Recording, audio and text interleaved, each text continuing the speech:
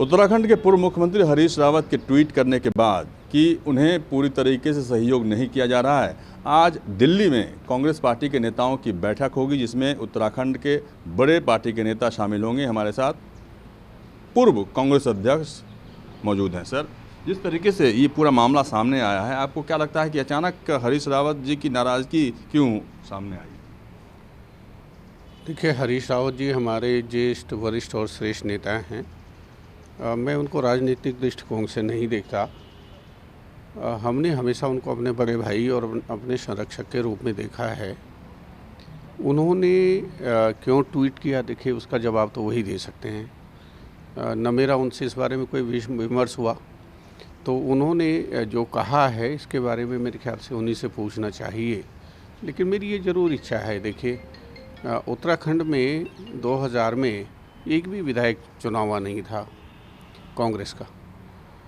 मैंने उसमें बड़ी भूमिका हरीश रावत जी की रही। हमने मेहनत करके वहाँ कांग्रेस को खड़ा किया है और मुझे बड़ा दुख होता है, बड़ा कष्ट होता है।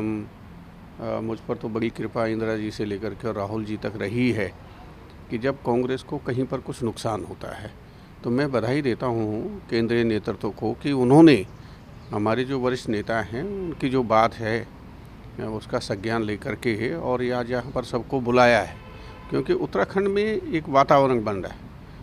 आप देखेंगे 2002 में भी जब उत्तराखंड से हम जीते तो फिर 2004 में केंद्र में हमारी सरकार बनी थी, तो 22 में अगर हम जीतेंगे तो 24 में निश्चित रूप से राहुल गांधी जी प्रधानमंत्री बनेंगे, ऐसा मेरा मानना है।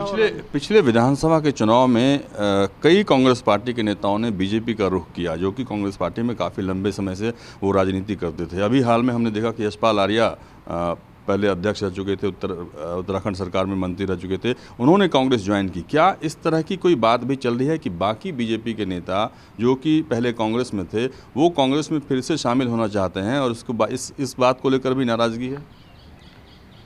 ये मैंने बार बार कहा है कि 2017 में देखिए 2016 में हमने कांग्रेस की सरकार बचाई, जबकि हमारे प्रधानमंत्री जी और जो आज गृह मंत्री हैं और पूरी बीजेपी कांग्रेस को कुल्हाड़ा लेकर के ख़त्म करने के लिए तैयार थी। उस समय संगठन इतना मजबूत था और मुझे लगता है कि हमसे कहीं ना कहीं कुछ भूल हुई है जो 2017 में हम 11 पर आ गए।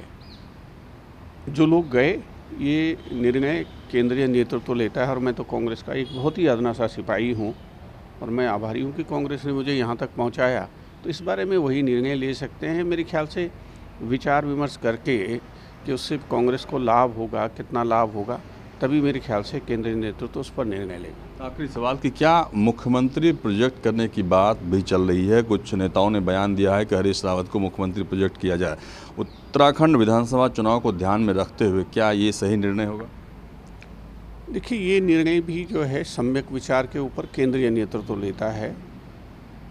अगर आकलन ये कहता है, क्योंकि केंद्रीय नेतृत्व के पास कई जो है स्रोत होते हैं अपनी सूचनाओं के, अगर उनको लगता है कि हरीश रावत जी को हमको मुख्यमंत्री का चेहरा घोषित करना चाहिए, उससे कांग्रेस को जो है 2/3 बहुमत मिल जाएगा, तो निश्चित रूप से करना चाहिए। अगर हाईकमांड ये समझता है कि नहीं, जो है हमको सामूहिक नेतृत्व में जाना है, तो फिर उस हिसाब से आज ये बैठक के बाद मेरे ख्याल से कुछ जो है वो अच्छा विमर्श निकलेगा और कांग्रेस के लिए एक अच्छा भविष्य जो है मैं उत्तराखंड में देख रहा हूँ। धन्यवाद। हमसे बातचीत के किशोर उपाध्याय, पूर्व कांग्रेस के अध्यक्ष, ने साफ तौर पे कहा कि जो भी निर्णय है केंद्र के आलाकमान को लेना है और अगर हरीश रावत को मुख्यमंत्री का पद प्रोजेक्ट किया जाता है, इसमें केंद्र की भूमिका सबसे ज़्यादा होगी। कैमरा पर्सन अविनाश के साथ अरमान कुमार, दिल्ली न्यूज़ 24।